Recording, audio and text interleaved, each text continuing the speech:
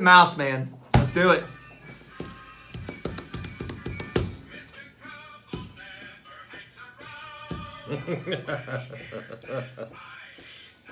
Here we go. Oh. All right, guys, here we go. Hot off the presses. Richard's always looking for stuff, right? And I love this about you, man. Nobody sends me more articles and things to look at, read. He's like, man, this would be great for the show. Oh, this is good stuff. He's always zipping through things. He's on CNN's website right now. Okay? Shame on you, by the way. Tree hugger.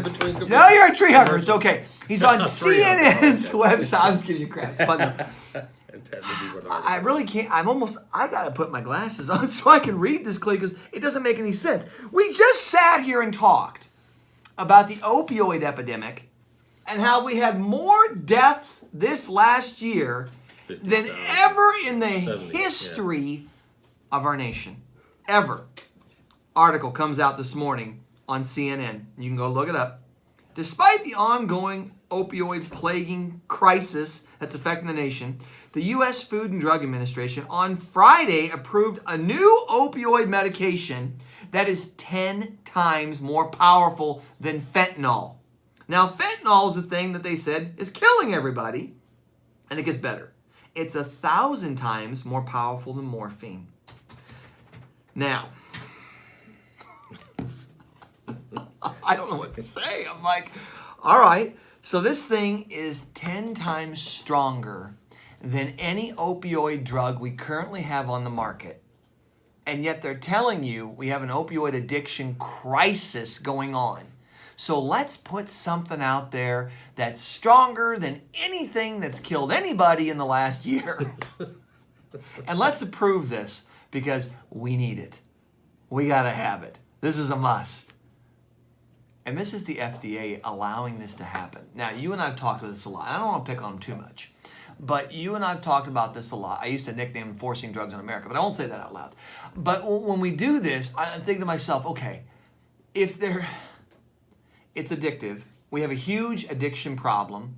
We have a massive, massive death rate that's climbed and skyrocketed in the last decade because of this. Yeah. But we're going to approve something that's stronger than anything that's currently on the market because, well, we got to have it.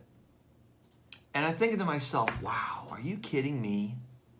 And it's amazing how many people that if you look at the paper trail, how many people have gone through the FDA that were at the top of it, that ran it, that did things, that leave the FDA and end up going to work for the pharmaceutical industry.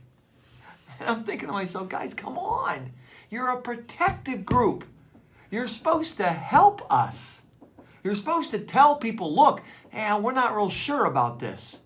You're not supposed to sit there and go, well, we've had this in the pipeline for the last 3-4 years, and because they are paying the money to approve it, it looks like it'll work the exact same way the other ones do. Yeah, but you have to understand the other ones are killing people. And they're addictive, and they're dangerous, and they're feeding street crime and all kinds of crazy stuff that's coming out of this where people are going after heroin and all this stuff now. You just talked about how they're lacing other things with fentanyl. To addict them to the lesser addictive things. I don't know what to say. I do know what to say. We're the Robin Hood of healthcare, baby. That's how this works. Well, you are. It keeps it. You take away the pain without it being addictive. You address the actual symptoms, and it's done. One of the Robin Hood things. I see this. I was waiting for the Sherwood I wasn't sure where we were going there. All right, we'll go with this. It's just the idea, guys. Let's go back to the basics. Okay, what do? We restore normal function. You help the body to regain balance. You don't chase one thing. You don't sit there and go, oh, hey, I've got pain here in my hip, and that's all I'm going to focus on. You look at the body as a whole, and you say, okay, where are the holes at in your defenses? Are there mechanical traumas that the body can't get past? Help it. Are there neurologic, emotional imbalances that it has to deal with? Help it.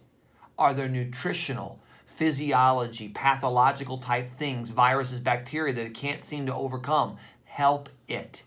You focus on the entire thing. You see the whole. You get away from compartmentalized care when you're looking at whole body health care. It's okay if you have a knee problem, right? Go see a knee specialist. If you have a shoulder problem, go see a shoulder specialist. But if you've got a knee, a shoulder, ulcerative colitis, a weakened immune system, you can't see real well, you got macular degeneration, and a rash on your toe, then you don't need to go see the specialist for each one of those. You need somebody that's going to look at the whole picture. That is what we do.